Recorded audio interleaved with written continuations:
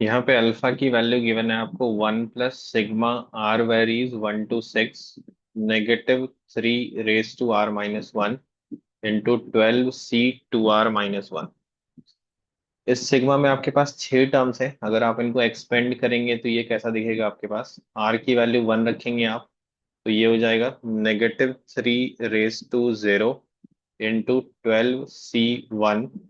फिर next term हो जाएगा आपका -3 raise to 1 which is -3 into 12c3, then you will have -3 raised to 2 into which will be positive basically 12c5। ऐसे करके ये आपका लास्ट टर्म हो जाएगा जब r की वैल्यू 6 रखेंगे, -3 रेज टू 5 इंटू 12c11। अभी आप क्या देख पा रहे हैं कि ये जो बाइनोमियल कॉफिशिएंट का सबस्क्रिप्ट है ये कॉन्सिक्यूटिव नहीं है, 1 के बाद 2 नहीं है ना, ये ऑल्टरनेट है 1 3 5। तो ऐसे केसेस में हम लोग क्या करते हैं, 1 + x रेज टू n और 1 - x रेज टू n, इसको ऐड या सब्ट्रैक्ट करते हैं, इस डायरेक्शन में हम लोग सोचते हैं। लेकिन इसमें एक तो ये है कि 1 3 5 है और बीच में साइन भी चेंज है, तो कहीं ना कहीं यहाँ पे आपको इमेजिनरी टर्म्स भी इंट्रोड्यूस करना पड़ेगा। तो let's write it as 1 + √3 iota raise to, ये जो सुपरस्क्रिप्ट है वो 12 है, तो 12 कर दीजिए आप, और यहाँ पे माइनस कर दीजिए 1 - √3 आयोटा रेज टू 12 कर दीजिए इसको। तो यहाँ से आइडिया लगा कि हमें इस डायरेक्शन में सोचना है, क्योंकि ये ऑल्टरनेट सबस्क्रिप्ट है एंड साइन भी आपका माइनस प्लस है, all the signs are not same.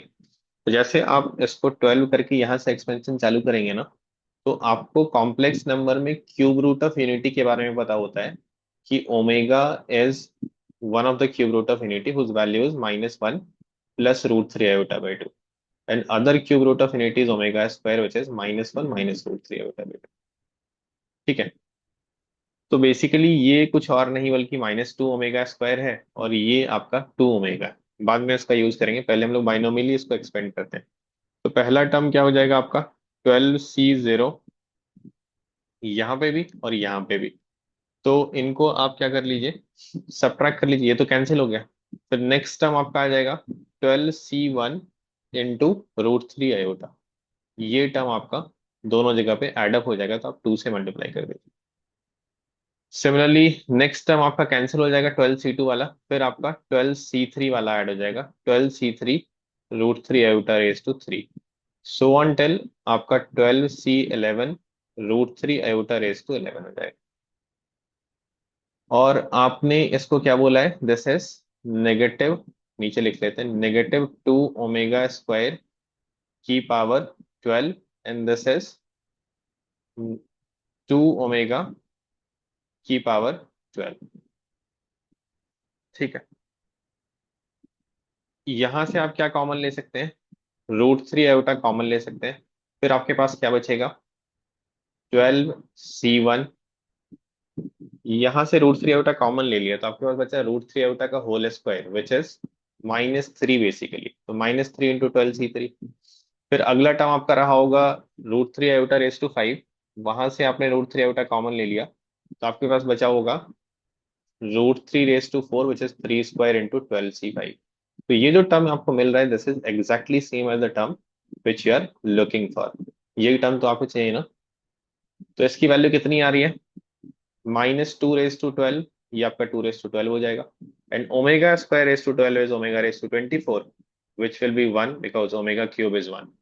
Similarly ये भी आपका 2 raise to 12 omega raise to 24 हो गया, 2 √3 आयोटा इंटू ये वाला टर्म जो आपको चाहिए, ये दोनों एग्जैक्टली सेम है तो 0 हो गया। तो ये जो टर्म आपको चाहिए इसकी वैल्यू आपकी क्या हो गई, 0 हो गई, है ना।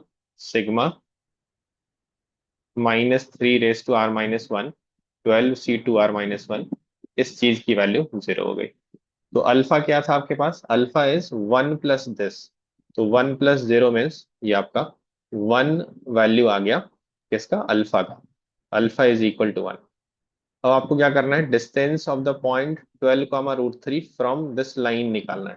तो distance of a point from a line as a basic concept, एक पॉइंट है आपके पास whose कोऑर्डिनेट इज 12, √3, और ये जो लाइन है उसका इक्वेशन है अल्फा, अल्फा की वैल्यू 1 आ गई है।